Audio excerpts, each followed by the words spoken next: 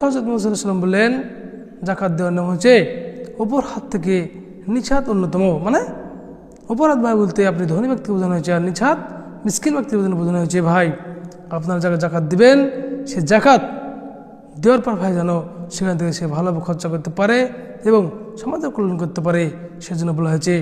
এছাড়াও বিশ্বনবী হযরত মুহাম্মদ সাল্লাল্লাহু আলাইহি ওয়াসাল্লাম একদিন স্বপ্নে দেখলেন এক ব্যক্তি জাকাত দিয়েছেন। এক ব্যক্তি কাকে?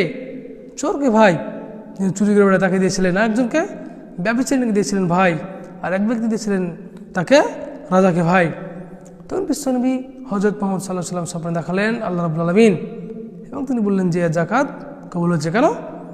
সেই চোর ভাই চুরি করা থেকে বিরত থাকবে এবং জেনা থেকে বিচার থাকবে বিরত থাকবে, এবং রাজা ভাই কৃপণতার স্বাদ হিসাবে বিরত থাকবে ভাই।